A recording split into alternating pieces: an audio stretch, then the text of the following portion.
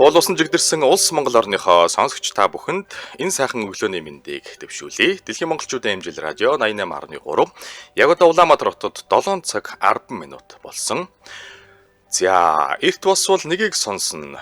Урайтай дэлхийд өнөөдөр нэвтрүүлгийг радиогийн 2 дугаар студиэс хөтлөгч ундрах найруулагч Эрдэнэ мөнх продюсерээр Батбаяр нар хамтран та бүхэнд хүргэхэд бэлэн боллоо. За, манай нэвтрүүлэгтээ бат бөх чанар удаан эдлэгээ Японы алдарт Panasonic болон Tuflon брендийн аккумулятор хамтран ажиллаж байгаа баярлалаа. Баярлалаа. За, өглөөний мэнд ундрахчээ. Сайхан амарсан уу? Сайхан амарсан. Чи сайхан амарсан уу? Тун сайхан амарлаа гэж. Тун сайхан амарсан аа сайн байна. За, өнөөдөр бол 9 сарын 4-ний өдөр тийм ээ. Григорийн тооллын жилийн 247 дахь өдөр юм байна. За. За, ингээд он дуусталсан 18 өдөр үлдэж байна. За. Би юу яа Weather.gov-ийн сайтаас Улаанбаатар хотын ойрын 5 өдрийн цаг агарын мэдээллийг хүргэе. Өнөөдөр Улаанбаатар хотод 20 градусын дулаан байна гэсэн мэн. Яг одоогийн байдлаар бол бороо шорооны зураг бол алга. Гэхдээ ер нь бүрхэг байна те. Энийг яаж мэдхүү та бүхэн зоондог нөгөө шүхэр цуваа бас аваа гарчвал яах вэ? Илүүдгүй. Тийм илүүдгүй. За маргааш Баасан гарагт Улаанбаатар хотод 14 градусын дулаан, Бэм гарагт 16 градусын дулаан, харин Ням гарагт 16 градусын бас дулаан байх юм байна. Тэгээд эх 7 хоногийн даваа гарагт буюу 9 сарын 8-нд 13 градусын дулаан байна. За, чи минь өнөөдөр ямар сэдв бэлдсэн? За, тэгэл одоо өдөр болгон л нэг юм болох юм да гэж. Болох юм да. Болж л та.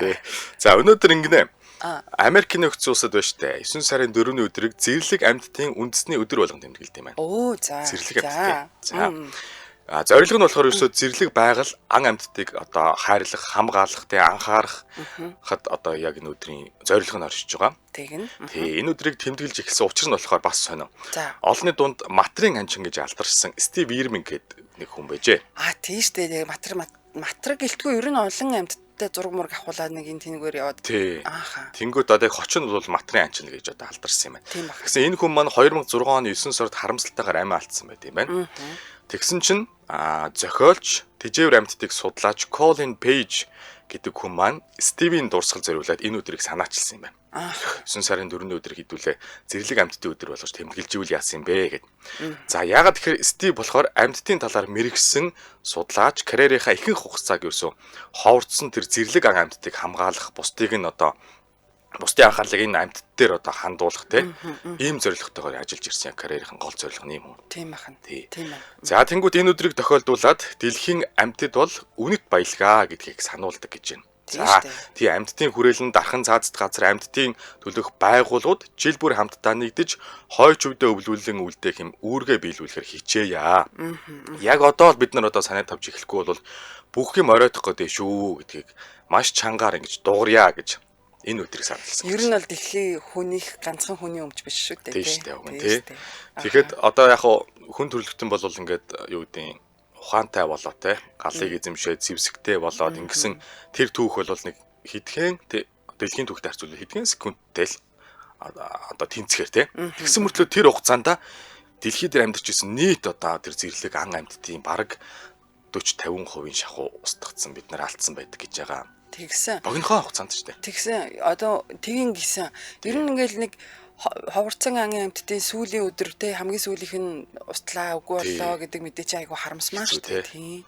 Тийм. Тэнгүүд бүр одоо нэг 19 20 дугаар зуунд бол бүр зүгээр тэмцээн болгож зохиодог байсан зэрлэг шуудыг яг нүүдлийнх нь үлрэлийг тааруулж гаад хэн нь олог нэг өдөр зэрлэг шуу буудах вэ гэдэг тэмцээн зохиодог байсан гэж байгаа байхгүй. Зүгээр л тэмцээн 6 болгох гэж. Би тэдэн 100 шууг нэг өдөр буудаж алсан. Тэнгүүд яг тэр нь ингэж явцаар байгаа. За ер нь болохгүй мэн гэж одоо мэдээд ойлгоод гэх юм уу та. Дараа нь бол хэн нэг өдөрт олон шуудын зургийг авах вэ гэдэг тэмцээн болсон ч байдаг юм уу. Нөө наачин гоё явсан. Тийм байна. Гэх мэтчлэн ийм түүхүүд байдаг. Далайн ховор амьтдыг бас за нэг 40 50 60 жилийн дотор ерөөсөө 100% тэр төрөл зүйлийг устгацсан ч амьтад байдаг.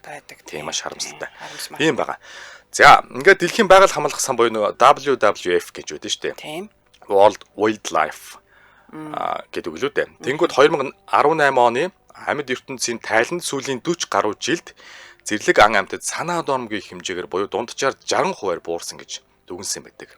Хөөх байгаль дээрээ зэрлэгээр байгаа. За энэ бол хот суурин хүний тархацтай л холбоотой шүү дээ. За. Тий, тэгэнгүүт шалтгаан нь болохоор ингэж байна. Голчлон ургамлын хит ашиглалттай холбоотой. За бас энэ бол бас хүнтэй холбоотой шүү дээ. Тий, дижил энэ аваад шүү дээ.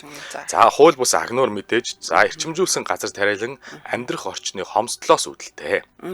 За мөн ой, гол, нуур, ус, намгирах газар хамгийн ихээр дороодсон байгаа нь хүний үйл ажиллагааны нөлөө буюу бидний хэрэглээ үйлдвэрлэж байгаа яг тэр бүтээгдэхүүн тэрнээс гарах хог хаягдлын хэмжээнээс шалтгаалж байгаа гэж үздэг. Ерөөсөө явж л эргээл яг л хүнээс л шалтгаалж байгаа. Тий. Тэгдэм үлээ. Би бас нэг юу хаанаас илээ нэг юм харсан. Хүний нөгөө хит өсөлт дэлхийн дулаарлыг үүсгэж байна. Тий. Яг гэвэл бид нөгөө өөрсдөө өсөөд тэрэндээ тааруулаад өөрсдөө амьдрахад таатай одоо машин тэрэг нэ байгаль нөгөө байшин барилга бариад тэгээд дэлхий илүү дулаарж байгаа гэдэг.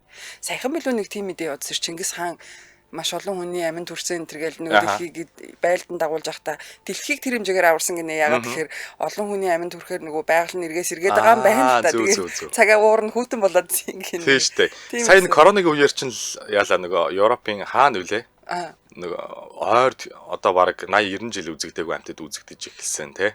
Чөлөөтэй явж эхэлсэн далайн улсуудад бол маш ховор амтд зүгээр далайн ирэг дээр тий харагдж идэг болсон тэр. Яг нөгөө хэдэн сарын нэг жилийн хөл хорионд л тийм болсон шүү дээ. За ингээд цаашид байгалийн нөөцийг нөхөн сэргэх боломжийг эрэлхийлэх экологийн сөрөг одоо уул мөрөө бууруулах зайлшгүй шаардлагатай гэж үзээд энэ өдрийг бас тэмдэглэдэг. За манай улсын хувьд бол ийм Монгол улсын байгаль орчны яамны хүсэлтийн дагуу 1992 онд Дэлхийн байгаль хамгаалах сан Монгол улсын тусгай хамгаалалттай газар нутгийн сүлжээг байгуулах. За түүнийг цаашид өргөдгөх чиглэлээр үйл ажиллагаа явуулахаар хоёр үндсэн ажилтнтайгаар яг энэ аль биесны салбараа нээж ажиллуулж эхэлсэн байт юм байна Монгол.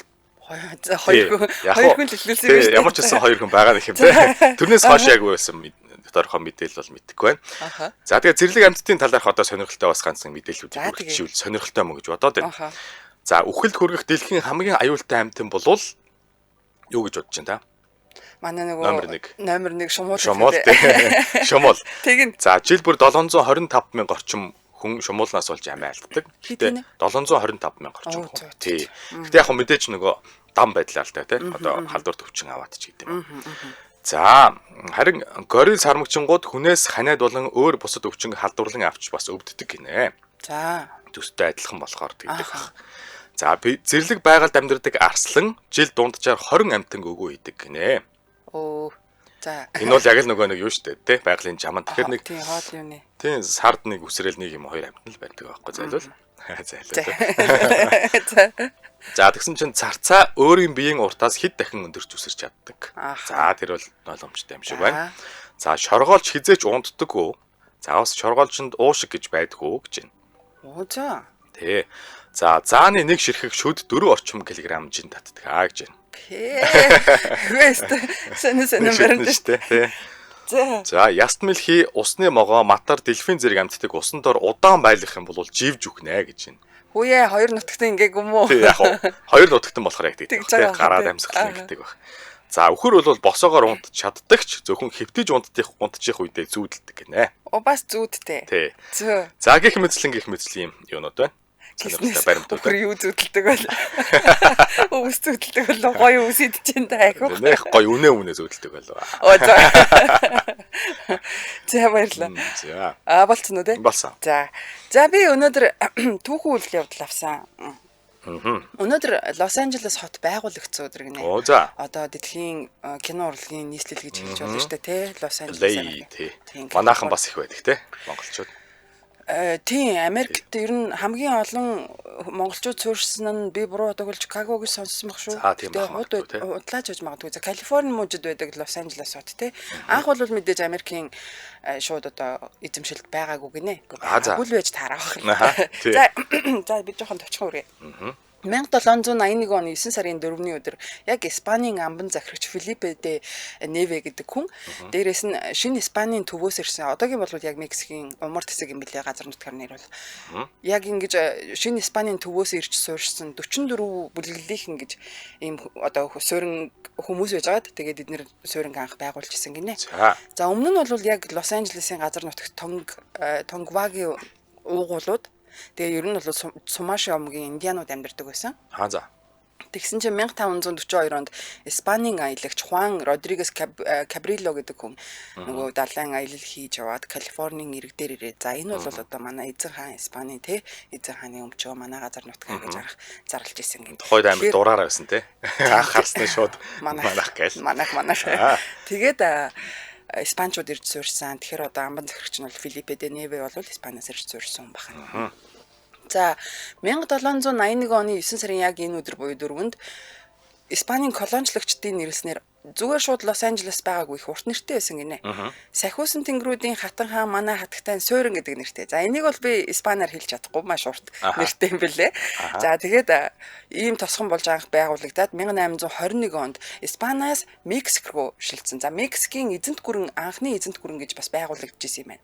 За тэр үедээ Мексикийн эзэнт гүрэнд 1821 онд шилжсэн. За ингээд Мексик эзэнт гүрэнтэй болцоод байжснаа Америктэй байлддаг байхгүй юу? 2 жилийн байлдаан дайн хийсэн. За энэ дайны дараа Америк одоо ялсан бахна штэ. Тэгээ Мексикийн газар нутгийн 55%-ийг өөрийн эзэмшилтэд авч чадсан. За мөнгө төгрөг орсон ч үж магадгүй, хэлцээр тохиролцоо хийсэн ч үж магадгүй. За энд нь юу одоо 55% нь юу авсан бэ гэхээр яг Лос Анжелес хот багтсан Калифорни мууч. За Невада, Юта, Колорадо, Нью Мехико, Аризонагийн дийлэнх хэсэг. За тэгээ Вайоминг мужийн багахан хэсгийг авсан.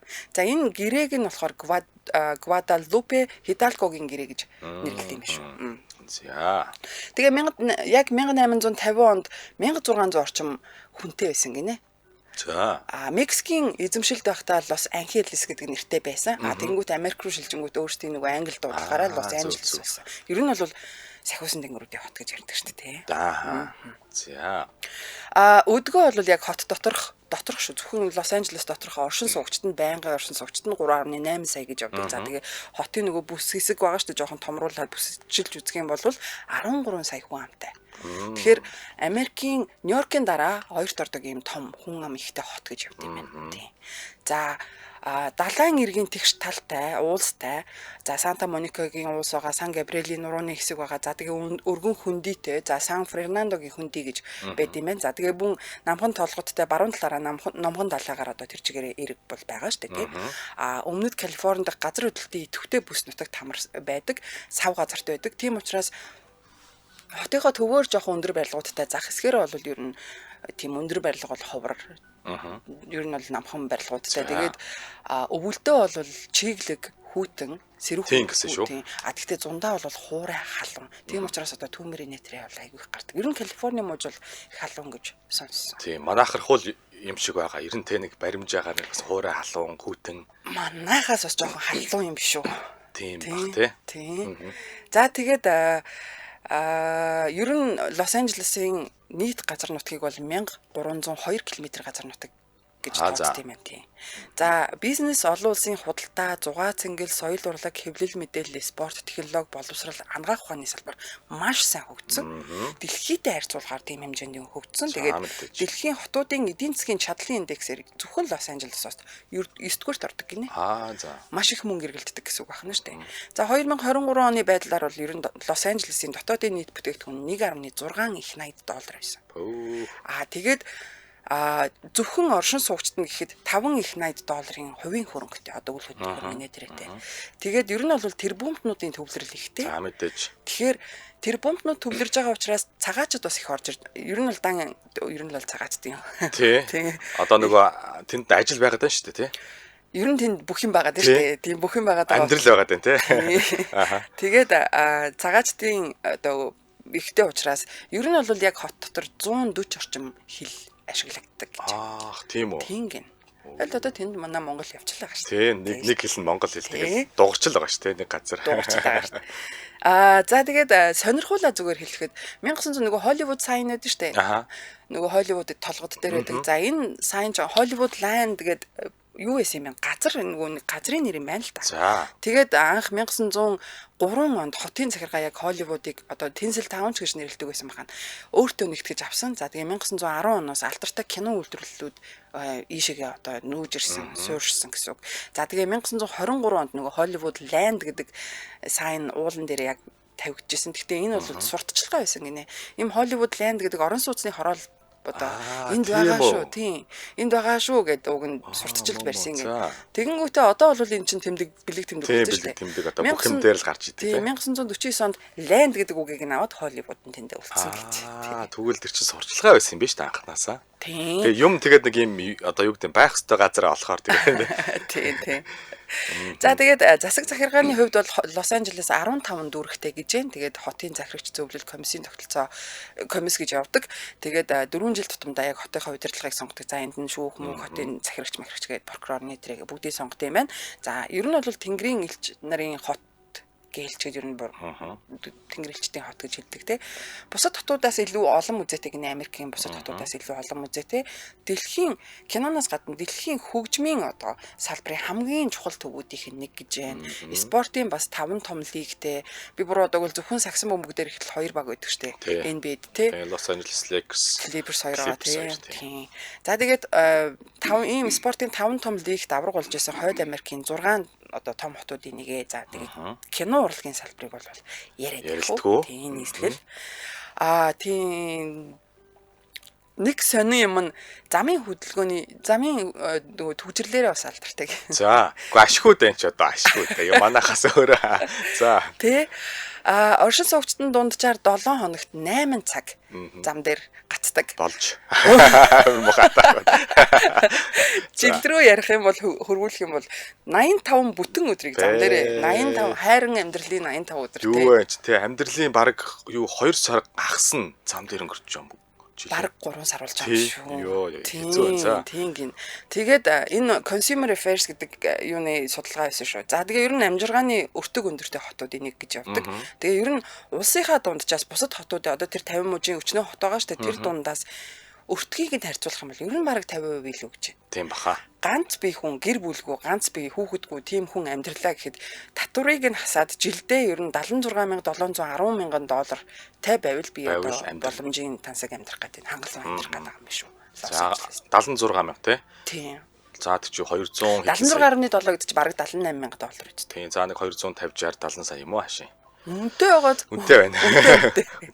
За тэгээд тэнд одоо үзэж болох хэрэг манайхаас бас тийм Америкийн хотууд руу явуулдаг тийм аяллаа компаниуд зөндөө байт юм байна шүү дээ. За тэгээд үзэж болох газрууд гэх юм бол мэдээж нөгөө далайн эргийн Venice Beach гэж байна. Арл байгаа тий. Эрэг байгаа. За Griffith Park гэж байна. Hollywood-ийн нөгөө сайн дээр нь очиж үзэж болох нь.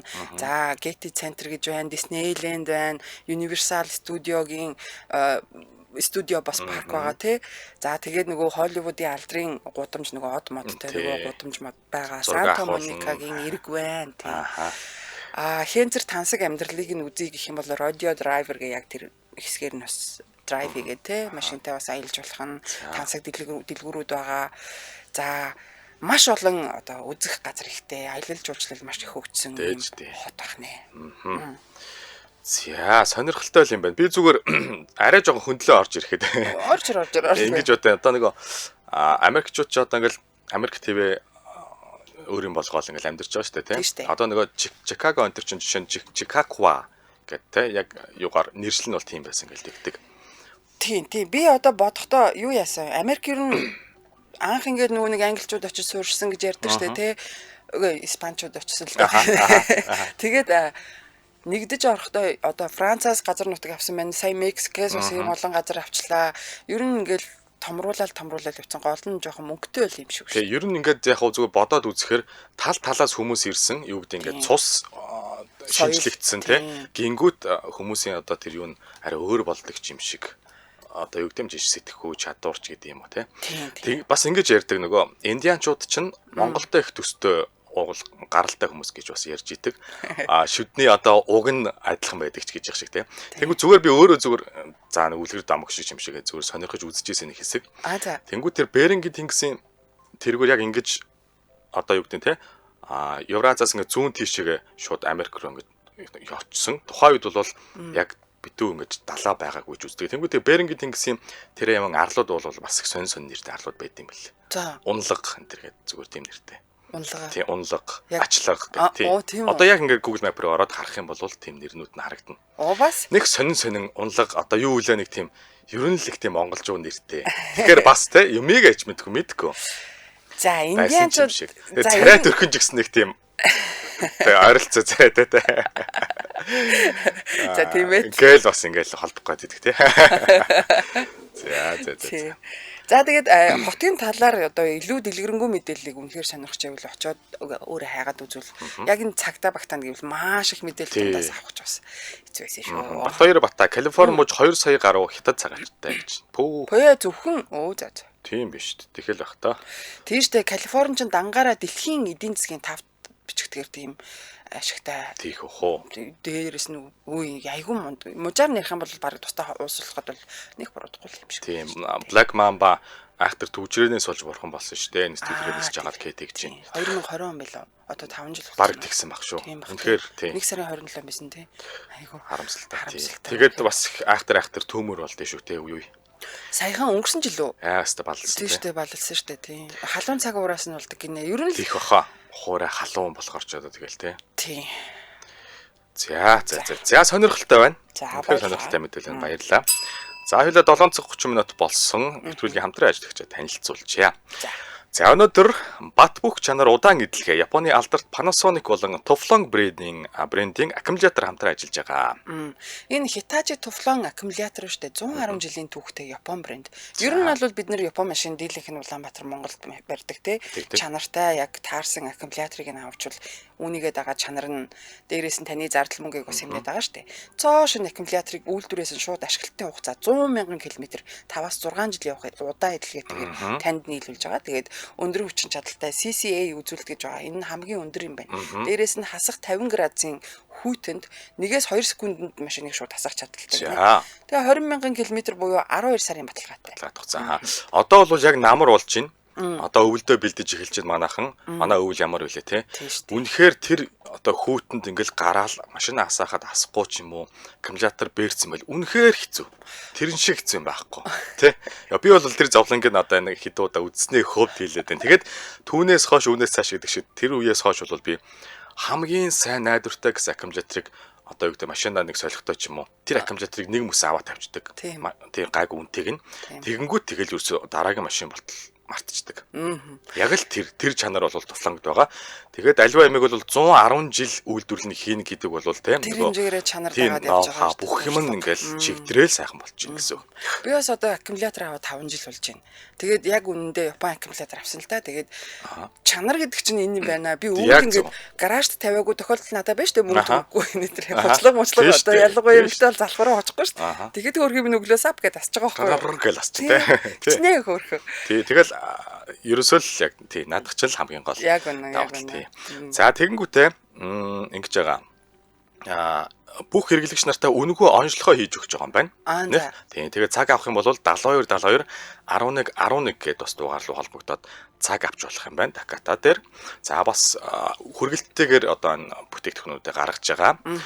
За тэгээ байршлуудын нэг товчхон дурдчих юм бол сэдвийн дэлгэрүүд нь баян бүрдээс тасхан өксөх зам дагуу M-oil гэдэг нэг шатхуун төгс станц үүдэж замын хойно. Яг тэр шатхуун төгс станц дотор байж байгаа. За өсөөс 9 цагаас 9 цаг хүртэл ажиллана. Өглөөсөөс орой 9. За нэгдүгээр орлолын арын зам дагуу Отхон жуулын авто сургуулийн баруун тал Таката гэдээ бас байж байгаа. 10-аас 7 цаг хүртэл ажилладаг. За хан бол E-Mart салбарын B1 давхурт нь бас байж байгаа. Энэ бол бас өглөөсөөс орой 9. За 10 дугаар орлолын E-Mart биш шүү дээ. Шинэ E-Mart гэдэг тийм. Тэр E-Mart-ийн маань B1 давхурт байж байгаа. Өглөө 9-өөс бас орой 9. За андууд тэбэд андуудын замын урд талд Panasonic ягаан бариад шүү дээ. Тэр их алдартай байна. Тийм алдартай. Panasonic-тай байрны аль талдын гэж ярьж идэг тийм. Тэр байрны нэг давхурт нь байж байгаа. Яг тэр Panasonic-тай байгаа. Яг Panasonic-тай байрны. За ингээд 10-аас 19 цаг хүртэл ажиллана.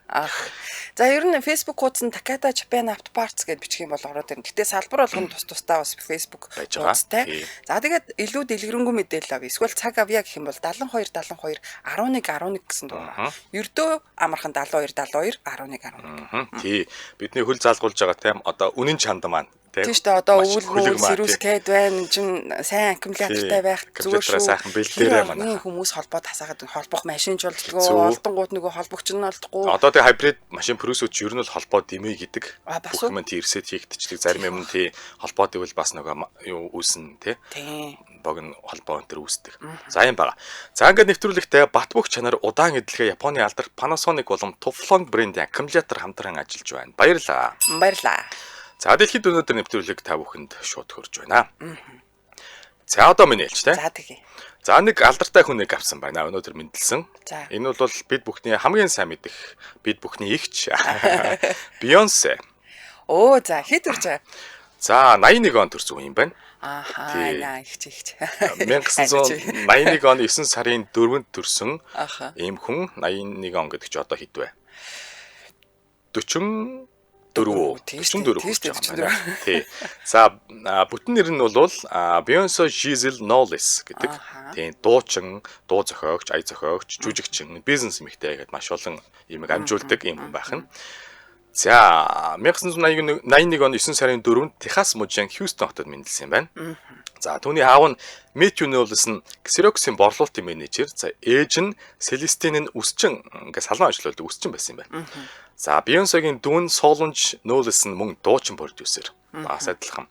За тэрээр Хьюстон хотын Гига Мэригийн сургуулийн бүжгийн дууланд хамрагдаж 7 настайдаа сургуулийн авиастан шалгаруулах тэмцээнд төрүүлснээр дуулах дуртай болж исэн гинэ. Ер нь авиастан 7-оос нь тий. Сухал заалсан ба штэ. Дарагч талтай гэдэг юм уу. Ааха. За тэгээ сургуулийн найрал дуу Гиген Жоны нэгдсэн сүмийн найрал дуунд гоцол дуучнаар явж гисэн багасаа. Нөгөө сүмд бас гоё тий. Тэр чин гоё дуулаа. Тий штэ. Тий. За ингээд хөгжүүлдэг Тий. тий. Ингээд 80-аад онд багын найз Үел Kelly Rowland, Latavia Robertson-тай хамт октийн хамтлагийн сонгон шалгаруулалтанд тэмцээд Girls Time хамтлаг гэж ийм хамтлагийг байгуулсан. За тэгсэн ч гэсэн амжилтанд хүрээгүй нэх яваагүй.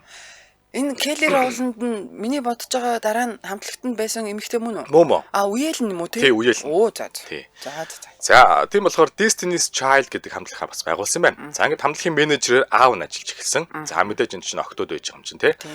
За 1997 онд Columbia Records-тэй гэрээ байгуулсан байдаг. Ингээ анхны бие даасан Destiny's Child цомгоо гаргаснаар алдартай R&B хамтлаг болж чаджээ. Тэгсэн. Ингээд ер нь бол эхэлчихэж штэ тий. Карьер нь. За ингээд хамтлаг нийтдээ 13 цомог, 20 видео клип, 23 сингл гаргасан байт юм байна. За ангингүүтээ American Music Award, Billboard Music Award 11, American Music Award-аас 5, Grammy-гээс 3, MTV Video Music Award-ийн 2 болон бусад олон шагналуудыг хүртээд ирсэн түүгээд эхэлсэн. За. Хамтлагийн хувьд шүү дээ. Тий, хамтлагийн хувьд. За ингээд 2004 онд Destiny Fulfilled гэх хамтлагийн сүүлийн цомгоо гараад дараа жил хамтлагт харжээ. За ингээд Beyoncé жүжигчний гараа бас эхэлсэн байдаг тухайд. За шууд би дагаа ганцаар уран бүтээлээ дуулаа явчаагүй мэн. Бас жүжиглэж байна. За. Тий. Одоо би юу байл байна, царай байвал царай байна, iOS байвал байна тэгэл одоо бүх юма хийх юм да. За ингээд 2001 онд анхны Carmen хип-хоп кинонд дүр бүтээснээр жүжигчний гараа эхэлсэн гэж үздэг юм байна. За тэрнээс хойш бол 10 кинонд дараалж тоглосон. Тий. За хамгийн сүүлд бол 2019 онд гарсан Аратныхаа Lion King дээр дууруулсан байдаг. Оо за хиний гэж мэдгүй одоо Нола гэж би Нола ч охин нь нөгөө охин штэ тийм манай Симбагийн хайртай юм штэ. Симбагийн хэрэгтэй бүсгөө. Хайртай ирсэн штэ. Тэгээ энэ дууруулсан баг гэж би санаад манайхан бас мэдчихвэл хэлээрэ. Тэгээд дараа нь 4 кино бас найруулсан байдаг гинэ. Оо бас. За 2003 оноос Beyoncé биедам Dangerously in Love гэдэг цомгоо гаргасан. За энэ цомог нь бол хэдэн сая хувь борлогдож чадсан Grammy-гийн 5 шагналыг хүртсэн. За ингээд чухам энэ үеэс л Jay-Z-тэй болцдог гэх яриа гарч эхэлжээ гэж. Тий. За тэгээд тий түүний 2 дахь цомог би дэ энэ 2006 онд гарч цомгийн Deja Vu гэдэг дуу байдаг те. За энэ дуу нь бол үнэхээр хит болж исэн. За ингээд хажуугаар нь Jamie Foxx, Eddie Murphy нартай хамт Dream Girls гэдэг кинонд бас тоглоод амжсан байдаг. Тийм санаж байна. Тий.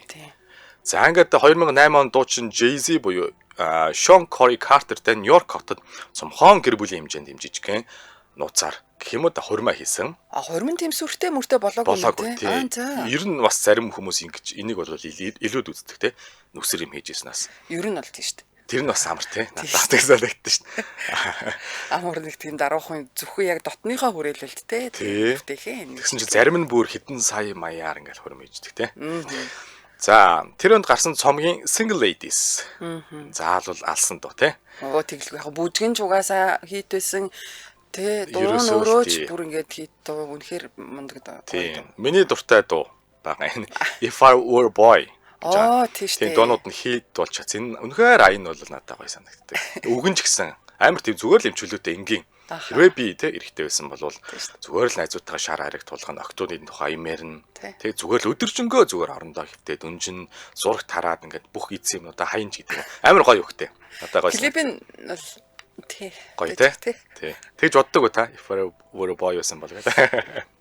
Гүй одоо бот өнөөдрөөс бодоорой. За бот. За тэгээд мөн ондоо буюу тэр ондоо Cadillac Records кинонд бас тоглосон байдаг. Америк нэгдсэн улсын ерөнхийлөгч Барак Обамагийн тангараг өргөх 2 ёслол дээр нь хоёуланд нь дуусан юм дууч юм байна. За. Тийм. За 2010 оны Grammy-гээс нэг өдөр 6 шагналд хүрсэн анхны эмэгтэй уран бүтээлч болж байсан бас бичиглэжсэн. 2011 онд Forbes сэтгүүлээс урлагийн ертөнцийн хамгийн өндөр ашиг орлоготой 10 эмэгтэй нэг гэж зарлах үедээ хэдийнэ 16 Grammy-гийн шагнал хүртээд амжицсан байсан. За тэгээд тэрээр бие даасан 15 гаруй цомог 50 гаруй синглээс гадна 804 удаа шагналд нэр дэвшиж 418 шагнал хүртсэн байдаг. 804 удаа 410 үедээ. Гэхдээ би нэг шагнал авч юмж байгаа. Дэвшиж. 800 мянга хүрлээ штэ яа. Амар газ. За ингээд биедан уран бүтээл хийснээс хойш дэлхийн даяар бол түүний цомог 100 сая гаруй хувь орлогдсон гэж үздэг. За ингээд хэд хэдэн рекорд тогтоосон хөгжмийн салбарын хамгийн хүчирхэг эмэгтэй. Мэдээж мөн. За Beyoncé дуулж жүжиглэхийн хажуугаар House of Dirion нэртэй хувцсны брендийг ээжтэйгээ хамт гаргасан. Тий, харин 2010 оноос Het нэртэй үнэртний брендийг бас гаргасан.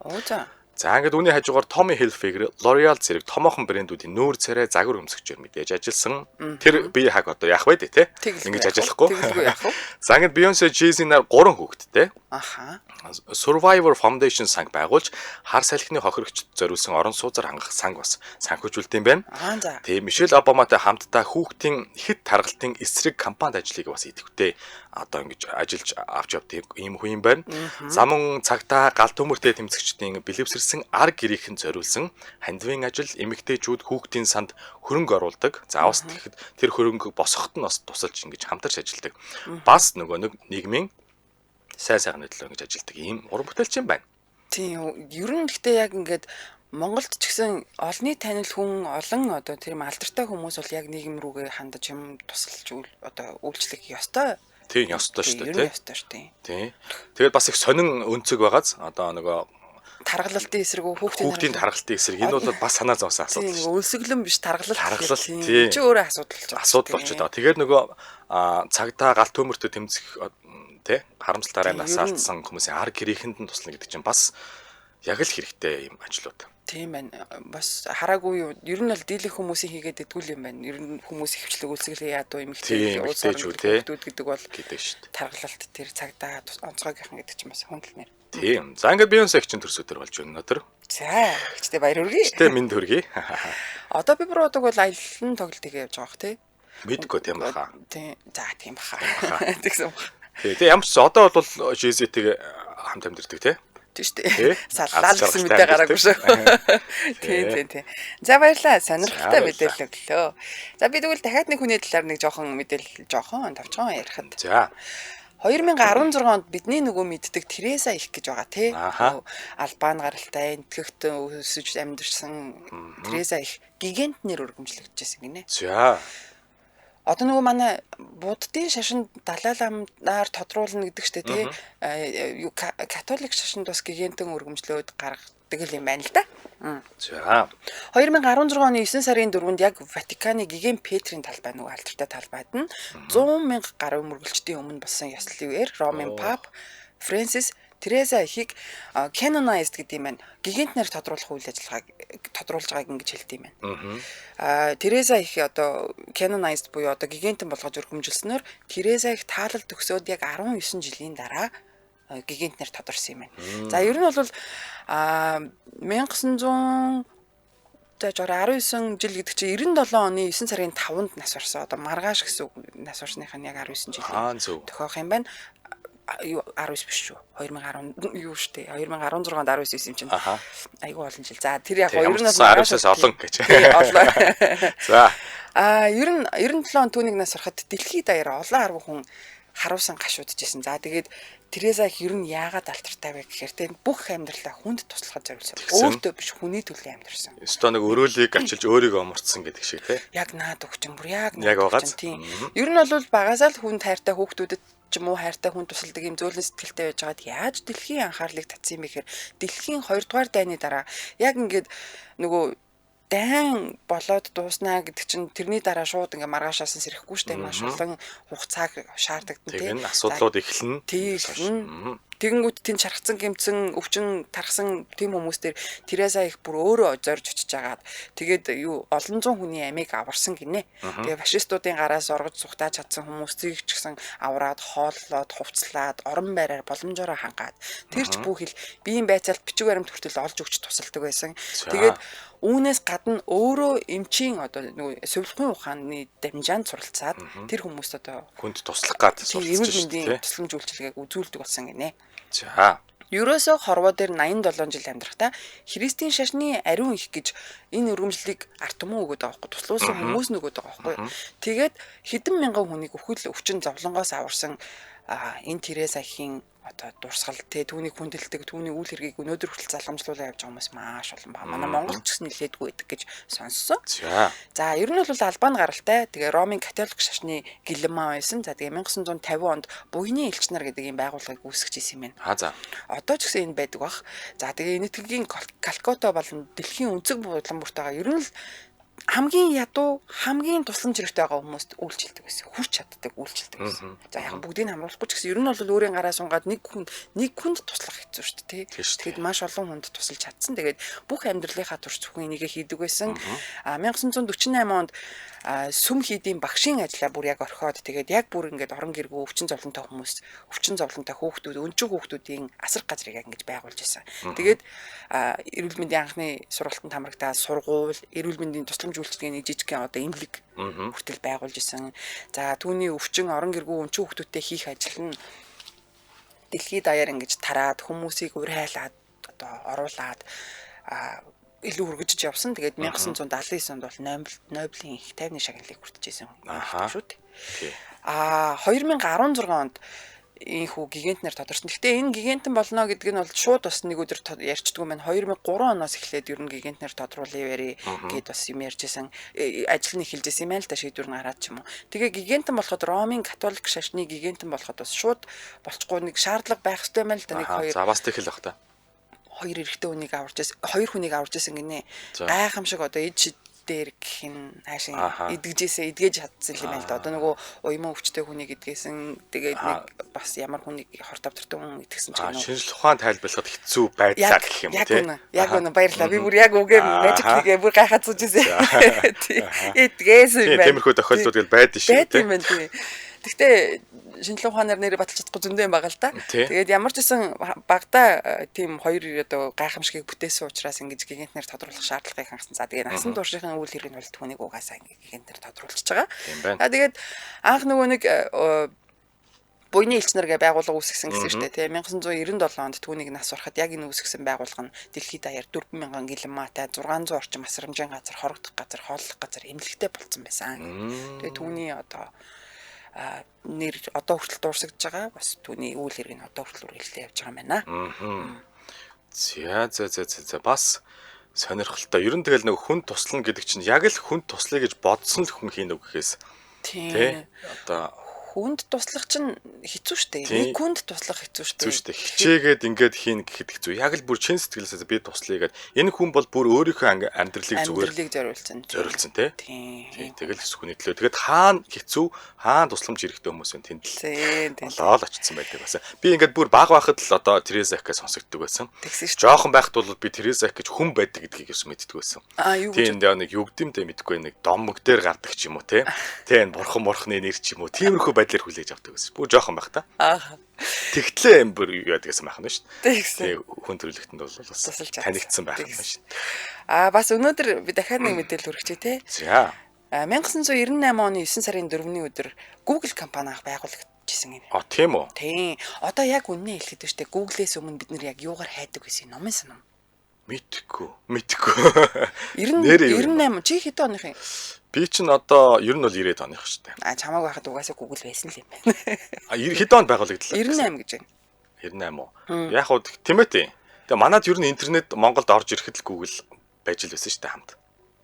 Монголд 2006 онд орж ирэхэд байсан л тийм байсан байгаа зү. Байсан л бах та тийм нэрээ. Тэгэл одоо тийм байсан л байж та. Интернетийн нэг хэсэг нь Google юм байна гэж боддог л байсан. Тэгээ би харин яг энэ Google-ыг бодож байсан. Одоо бол Google би нэрээ товчхоо ихний өгүүлбэр. 98 оны 9 сарын 4-ний өдөр Larry Page, Sergey Brin Калифорни мужийн Стэнфордын их сургуульд яг ингээд докторийн зэрэг хамгаалахаар суралцж байгаа үедээ Google LLC гэдэг компанийг анх байгуулсан. Тэгээд одоо Google ер нь үнэхээр том хайлтын компани байсан шүү дээ. Одоо бол одоо ChatGPT, AI гэдэг ер нь одоо бас хуваагдаж байна. Тэгж байгааз. Тий. Тэгээ би бүр өчигдөр яг энийг уншиж байхдаа Google-ийн өмнө бид нэр юугаар юм хайж мэдээлэлээ цуглуулдаг гэсэн ном уншдаг, цуу яриа. Тийм л багшаасаа асуун, таньж мэддэг хүнээс асуун. Тэгэл нэг амар нэг юу болсон хүн байдаг шүү дээ. Нөгөө мэдлэг гэж өстой жинхэнэ мэнгийн тал болсон хүмүүсээс асуун. Тийм. Тэгээ номын үз зэргүүлээ суудаг гэсэн юм бах та. Тийм л бах. Гэж бодсон юм хараал тий. Тийм.